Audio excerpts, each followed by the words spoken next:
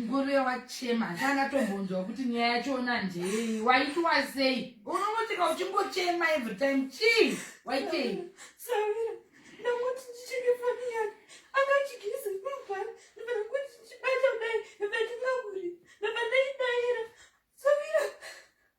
foni yani yemurume wako murume wangu akachigisa ndipandaidaira wanga uchidairei foni yake saka zvawaidaira ndobva zvaita sei Sawira masoni pangufonera angodaira foni yake mubhati handisi kuziva zvekufamba sei dzimwe nguva ndinodairira panze chaipo Sawira zvekubuma saka pawadaira ndobva waita sei ndozvandikuda kunzwa Ndidzo ndichidaira abva abuda Sawira kana kugiza chakangasi chakabeta abva andirova Sawira ndisazvikuita damara sei urowa Sawira iropa here rakatsvuka kudai Sawira narupawa Sawira ndobva warohwa ndabva ndarowa Sawira apa angachikurovera kuti chiya kuti ndadaira foni yake Sawira ende warohwa tone ndarowa Sawira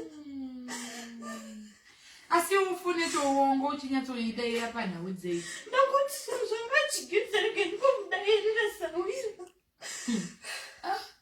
vakadzi zvimwe zvinhu unodaira foni yemunhu uchiidairei foni yake yezviko wabhozhonguro kudai so unodaira foni yemunhu une medical aid Sawira kuzvimedical aid zvikupindira papi handida kuzaka kuti unobata foni yemurume une medical aid here ko ukafa ukaona zvaunenge waona izvozvo ukafa kana kuti ukarohwa saizvozvo medical aid une medical aid hauna chaunofira chi munodirei kutsvaga makudo mugomo ndokana ndakakutaura every day siyana nazvo washaike kudya here kumba kwai hasi kukuchengeta hausiriwo uri mumba macho saka chauda unyatsoita find out chi so long zvisiri kuperfecta usina chauri kuona siyana ine mafoni evanhu vanhu vavaiti hauchadai bato nekuti wavhura foni yemunhu unofunga kuti nyika inei uchaona murume chayanonzi uyu murume uyu wekuti haana zvimwe zvirehwarehwa unomuwanepi asi watoumba wega murume wacho iye watopiwa namwari wotobatira solongu usati wawana zvinhu nekuti ndo nyika yataongorera Sawira stop looking for issues kana pasina chawaona kana usina kuva nenzara kana usina kudini siyana nazvo unofa izvo zvitese une wabhozhogorwa kudai so unofunga kuti chii chakadaro cho tinenge tichi kutaura isusu tinoziva experience hazvinanga zvinombokuita izvokutsvaga makudo mugomo izvozvi gudo racho handivariwana izvozvo zvobatsire chii manje pavo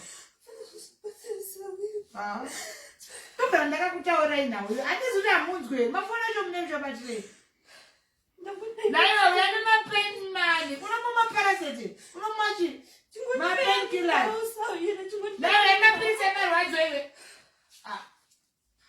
zvanenditaura zvokuti siyanai nevaruma uyane mapirisi emarwadzo tipewa